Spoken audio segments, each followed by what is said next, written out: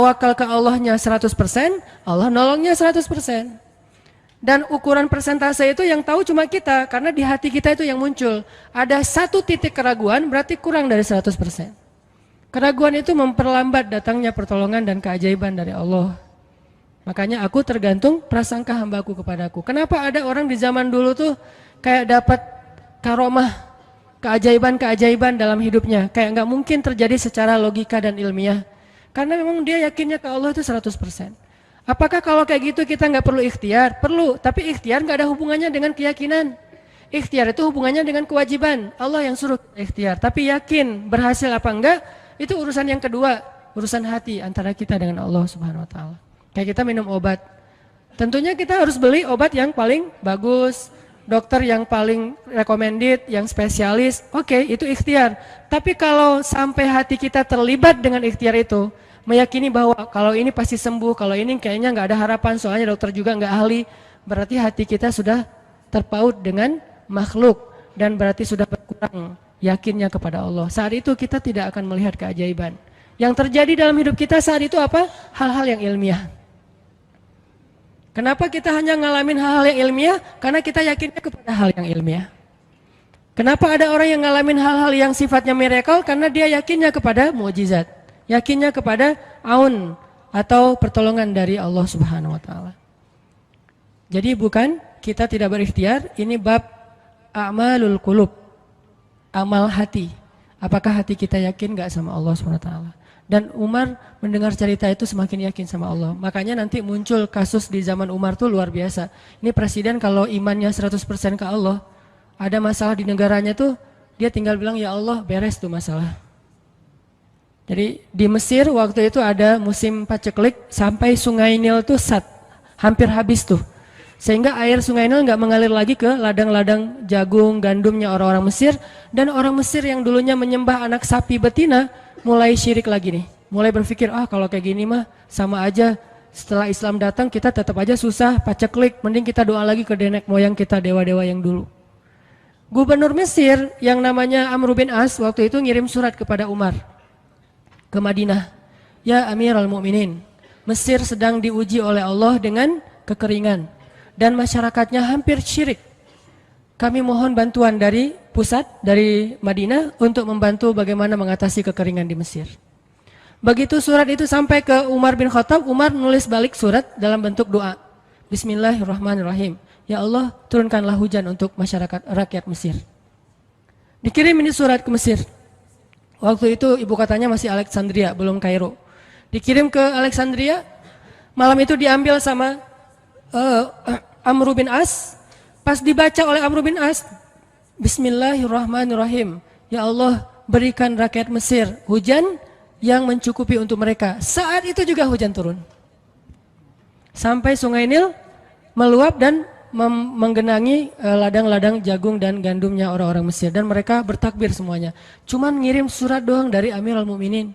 Kan enak ya? Coba kalau kita hidup di zaman Umar, ya Amirul Mukminin, saya belum dapat jodoh, ya Allah beri dia jodoh, beres. Cepet banget loh. Ya Amirul Mukminin, dia nolak saya, ya Allah terimalah, terima. Yang kemarin nolak hari ini, kenapa ya saya jadi srek sama dia gara-gara doa Amirul Mukminin. Ini artinya teman-teman, keajaiban dari yakin kepada Allah itu luar biasa dari kisah bapak tadi tuh. Kalau kita berbaik sangka kepada Allah. Kenapa nggak ikhtiar? Mungkin sudah ikhtiar, bikin pengairan segala macam tapi belum berhasil, yang kurang cuma satu, doa. Doa mungkin udah banyak tapi belum diijabah karena doa-doa mereka tidak seajaib doanya Umar bin Khattab. Belum lagi Umar berdiri di atas mimbar, ini mungkin terkenal nih, kejadian dalam perang Qadisiyah kalau nggak salah. Umar lagi khutbah Jumat di Madinah. Kaum muslimin lagi berperang di Irak melawan pasukan Persia, perang Qadisiyah namanya. Irak Madinah tuh kan kalau naik pesawat sekitar 2,5 jam, 3 jam, jauh tuh. Jakarta Medan lah, jauh. Nah Umar lagi khutbah di atas mimbar, sholat Jumat, tiba-tiba tema khutbahnya tuh ganti gitu. Lagi ngomong tiba-tiba beralih tema, wahai kaum muslimin, naiklah ke atas bukit itu, baliklah kalian mundur-mundur gitu. Jadi Umar tiba-tiba kayak ngomongin sesuatu yang gak nyambung. Orang-orang heran, nih Umar kenapa? Oh ya udah biarin, namanya juga Umar gitu kan, dia punya Mungkin dia ngelihat setan atau apa, setan kan takut sama Umar. Diem. Udah selesai sholat Jumat, pada datang, ya Amirul Mukminin, tadi apa yang terjadi? Kenapa Amirul Mukminin ngomong sesuatu yang nggak nyambung? Kita juga nggak ngerti. Kata Amirul Mukminin, saya ngelihat Allah menampakkan kepada saya pasukan Islam di Qadisiyah yang terdesak, hampir habis dibantai sama musuh. Tapi saya ditunjukkan ke sebuah bukit yang mungkin mudah-mudahan itu jadi benteng untuk mereka berlindung. Saya suruh mereka naik. Orang kan nggak langsung percaya kan? Bener gitu terjadi kayak gitu. Kalau Rasul ngomong, mungkin aku naik ke langit, Isra Mi'raj, oke lah, itu aja masih ada yang mendustakan. Ini Umar yang ngomong, bukan Nabi yang dapat wahyu. Orang nggak langsung percaya. Selang beberapa minggu kemudian, pasukan Qadisiyah pulang. Jadi utusan mereka pulang bawa berita tentang kemenangan perang dalam perang Qadisiyah. Dia cerita, suatu hari di hari Jumat, kami sedang berperang.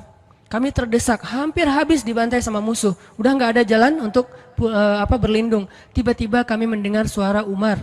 Amirul Mukminin berteriak, wahai kaum muslimin, naiklah ke atas bukit ini supaya kalian terlindungi. Akhirnya kami mundur naik ke atas bukit dan selamat waktu itu. Berarti benar-benar terjadi. Kok bisa? Ya, qadarullah. Ini keajaiban iman mereka. Apakah kita bisa mendapatkan pengalaman-pengalaman kayak gini? Bisa, kalau keimanan kita dengan level yang sama. Kalau nggak selevel yang sama pun minimal kita nusaddid. Kalau kita tidak bisa sama persis, minimal kita berusaha untuk nuqarib. Berusaha untuk pengalaman kita nanti walaupun nggak sama persis, mirip-mirip dengan pengalaman mereka. Lagi-lagi bukan berarti tidak berikhtiar. Ini keajaiban-keajaiban yang terjadi. Dan saya juga baru ngalamin kemarin pas saya di seminggu, nggak kurang dari seminggu yang lalu, saya baru pulang dari laut di Batu Karas. Di sini ada teman saya, Agi, mana Agi? Nah ini Agi ya. Ini by the way model model iklan. Ada deh pokoknya iklan jodoh maksudnya. Agi ini anak Batu Karas. Agi boleh diceritain? Agi ini anak Batu Karas. Batu Karas itu Jawa Barat, daerah Pangandaran. Dari Bandung kurang lebih 6 jam perjalanan. Kalau lagi ada ombak saya suka ke sana nonton orang main surfing. Nggak main sih, main dikit-dikit tapi nggak jago. Nonton orang main surfing. Ketemu Agi. Agi nggak tahu tuh ya. 2 hari sebelum saya datang ke Batu Karas dia sakit kayak demam gitu. Mungkin habis diputusin kali ya. Dia demam gitu, nggak enak badan, pengen pulang. Biasanya kalau nggak enak badan cuma dia tinggal di Jakarta, paling juga di kos-kosan. Tapi kali ini pengen pulang ke Batu Karas banget. Aduh kenapa ya pengen pulang ke Basroh Batu Karas gitu ya. Batu Karas kayak Basroh gitu.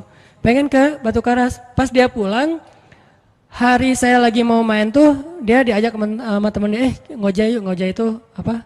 Berenang yuk gitu. Berenang yuk, berenang. Dia ikut, padahal lagi nggak enak badan, tapi pengen berenang. Pas lagi di pantai, saya datang ketemu loh, kayak kenal nih, hitam-hitam ektis gitu. Ternyata ketemu saya, Ustadz Hanan ya, ya kenalan. Ustadz saya tuh ketemu Ustadz kemarin di Maruya pas kajian minggu bulan yang lalu. Cuman karena jamaahnya banyak, saya nggak bisa ketemu Ustadz, nggak bisa salaman. Saya waktu itu membatin, ya Allah saya pengen banget ketemu Ustadz Hanan langsung, tapi jangan dalam suasana ta'lim yang ramai, langsung berdua. Mudah-mudahan terkabulkan. Akhirnya Agi banyak istighfar sebulan istighfar, akhirnya terjadilah yang tadi itu. Dia nggak enak badan, saya juga tiba-tiba ujuk-ujuk, kenapa ya saya pengen ke Batu Karas, kenapa ya pengen ke Batu Karas, ternyata di sana ada ombak, kan ada Agi. Ketemu aja di Batu Karas, itu cara Allah menskenariokan. Dan itu terbukti banget loh, istighfar. Bukan karena saya orang soleh, dan kita bisa istighfarin siapa aja. Saya pengen ketemu ini, saya pengen, dan itu ajaib. Kalau misalnya nggak ketemu pun di dunia, insya Allah ketemu dengan orang soleh itu nanti di akhir. Apa ruginya beristighfar dan berdoa? Nggak ada ruginya kan? Ya Allah, saya pengen banget ketemu dengan, misalnya sebutlah ulama yang paling kita ngefans di dunia siapa gitu, dengan Imam Sudais, Imam Masjidil Haram. Pengen banget jabat tangan sama Imam Masjidil Haram yang imamin umat Islam seluruh dunia gitu. Tapi kan nggak mungkin. Kita umroh, kita haji juga nggak bisa ketemu dengan Imam Sudais. Kita berdiri paling depan ya, di dekat dengan Hajar Aswad. Begitu mau sholat diusir tuh. Begitu selesai salam langsung dipagar betis sama askar-askarnya. Susah ketemu beliau tuh, ajaib banget kalau bisa ketemu. Tapi kan nggak ada salahnya beristighfar kan? Astagfirullah, astagfirullah, ya Allah, Sudais, astagfirullah, astagfirullah, Sudais, astagfirullah. Terus aja gitu. Pengen ketemu Sudais, Tiba-tiba bisa aja sudah datang ke Indonesia, ada seminar apa, mungkin bisa ketemu yang paling logisnya. Atau kalaupun nggak ketemu di dunia, tiba-tiba bangkit dari kubur di sebelah kita. Siapa? Kan kamu sering manggil saya dulu, siapa? Sudais yang mana ya? Imam Masjidil Haram, Masya Allah Syekh gitu. Dan orang soleh nanti di akhirat, dialah yang salah satu akan menyelamatkan kita dari perjalanan yang sulit. Selain syafaat Rasulullah SAW. Jadi kalau disebut nama Nabi, kita spontan ya, Sallallahu Alaihi Wasallam. Kalau perlu bahkan kayak respect banget gitu. Kalau disebut nama Nabi langsung Sallallahu Alaihi Wasallam, karena luar biasa jasa Rasulullah. Yang jelas selain Rasulullah Sallallahu Alaihi Wasallam, nanti ulama-ulama orang-orang soleh juga bisa nolongin kita di akhirat. Jadi kalau kita doa, ya Allah pengen banget ketemu si Fulan, Syekh Fulan, Ustadz Fulan, Kiai Fulan. Kalau nggak ketemu pun di dunia, pasti ketemu di akhirat. Yang jelas harapan kita nggak mungkin Allah abaikan gitu aja, nggak mungkin. Pasti Allah kabulkan. Cuman Allah kadang-kadang menggunakan cara yang lebih baik daripada yang kita pernah bayangin. Ketemu beliau di dunia paling cuma selfie. Tapi kalau ketemu di akhirat, dibawa selamat di sirat yang panjang, lebih mending mana? Ketemu nih dengan seorang ulama, orang soleh yang kita ngefans banget nih. Pokoknya saya pengen banget selfie sama beliau, ya Allah.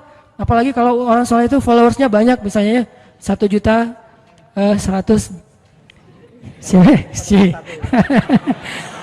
Sedikit itu mah, banyak model yang 17 juta, 19 juta.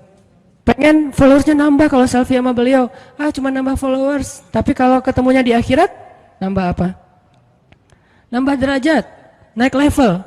Kita jadi selevel dengan masuk ke level beliau, padahal kita mah malahnya nggak selevel gitu. Kenapa? Karena dibawa sama beliau.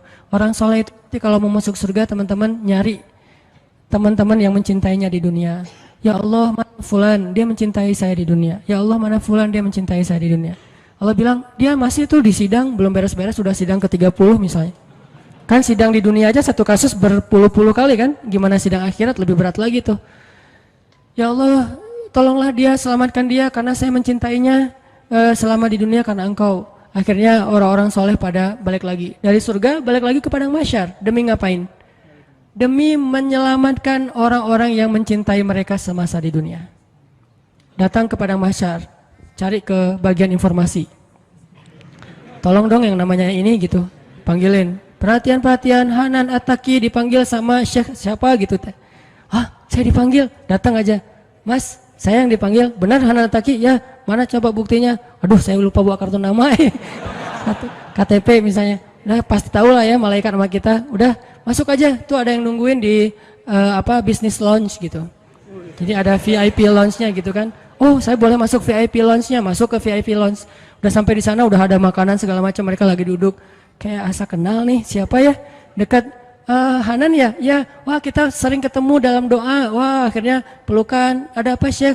Yuk ikut saya ke surga, kan enak banget kan? Terus sidang saya gimana? Udah beres, diberes sama teman-teman saya di sana. Saya banyak banget teman di dalam gitu. Saya banyak. Beres kan? Di dunia aja bisa gitu, masa di akhirat gak bisa? Tapi dengan seizin Allah dan Allah ridho dengan kebaikan-kebaikan itu. Jadi nggak ada sia-sianya juga kita. Kan dulu saya pernah cerita yang Imam Ahmad bin Hambal kan yang pengen banget ke Basrah, dan itu ternyata terjadi juga sama Agi. Dan terjadi juga sama salah seorang driver ojek online di Bandung. Baru 2 bulan yang lalu kejadiannya. Saya lagi datang ke markasnya Pemuda Hijrah, kita sering ada kayak rapat gitu di kantor. Markas kita namanya Masjid Al-Latif di dekat Gedung Sate. Datang dari pagi rapat sampai sore. Dan saya pakai baju baju main biasa, bukan pakai baju taklim. Sebetulnya sama aja sih.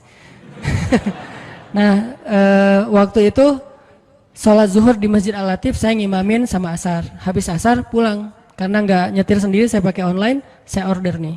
Order, pakai ojek, ada yang ngambil. Drivernya ngambil, datang, jemput, pulang. Kemana? Ke Cimahi, pulang. Di tengah jalan dia nanya, Mas sering sholat di Masjid Al-Latif itu ya? Saya bilang, ya lumayan, saya bilang. Iya itu masjid rame banget, anak-anak muda pada numplak di situ taklim. Siapa sih itu, ada imam muda, bagus suaranya gitu. Ntar jangan GR dulu. Muzammil, oh iya Muzammil, iya bagus tuh. Tadi udah GR, ternyata salah. Oh Muzamil, benar-benar Muzamil tuh suaranya bagus banget ya, anak ITB kan? Ya anak ITB ya. Kalau Mas di situ sering ngimamin juga? Ya sesekali sih saya bilang. Dia mulai curiga gitu. Suka ikut talim juga di sana? Ya kadang-kadang saya bilang. Kenal sama Muzamil? Ya lumayan, padahal murid sendiri kan. Lumayan saya bilang. Oh Mas kayak nggak asing nih. Mas tadi ngimamin sholat zuhur bukan? Ya, saya bilang. Mulai curiga kan dia. Mas namanya siapa sih mas? Hanan, saya bilang. Hanan? Hanan yang mana nih? Ya.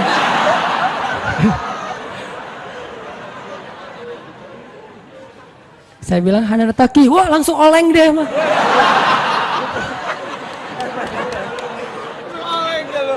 Oh, mas biasa aja mas biasa aja gitu. Ini benar Ustaz Hanan Taki, benar. Masya Allah, ya Allah, udah gitu kayak terharu gitu, heboh, semua orang pada ngelihat lampu merah lah gitu ya, pada ngelihat semuanya. Saya langsung pakai masker, gitu. Ustadz tahu nggak Ustadz, saya sebulan ini istighfar terus habis dengerin cerita Imam Ahmad bin Hambal yang ke Basrah, saya istighfar, ya Allah pengen banget ketemu Ustadz Hanan, tapi jangan ditaklim berdua, jadi bisa curhat-curhatan gitu. Ternyata Allah bikin skenario, saya order ojek online, dia ngambil, jadi ngobrol di jalan sampai ke rumah, akhirnya bertamu nggak pulang-pulang. Wah ini luar biasa cara Allah. Dan wallahi teman-teman, dan itu terjadi. Jadi udah 2 kasus nih yang saya alamin ya.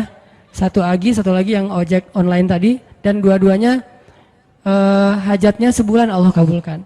Jadi kalau ketemu saya aja sebulan gampang, masa ketemu jodoh bertahun-tahun gak dapat ya? Gimana nih? Istighfarnya gimana nih? Nih terutama buat cewek-cewek nih, kalau cewek-cewek kan nggak bisa nyari, masa cewek kepo gitu kan nggak mungkin, pura-pura follow, nge-like, kok dia nge-like terus yang first like lah gitu, nggak mungkin kan, cewek kan agak-agak jaim, ya udah istighfar aja deh, banyak-banyak istighfar. Tiba-tiba ada yang kesandung jatuh di depan cewek, HP-nya jatuh, dia pergi, HP-nya nomornya, nggak penting sih ceritanya, pokoknya ada. Ada jalan dari Allah yang kita nggak ngerti nih, yang jelas bisa. Kita tinggal yakin aja sama Allah, istighfar, Allah yang kasih jalan. Walladzina jahadu fina lanahdiyannahum subulana. Pokoknya kalau kalian bersungguh-sungguh kata Allah di jalan kami, udah kami kasih jalan-jalan keluar yang subul, jamak dari sabil, banyak banget jalan keluar di sisi Allah. Yang penting kita jahadu fillah, berusaha di jalan Allah Subhanahu wa taala.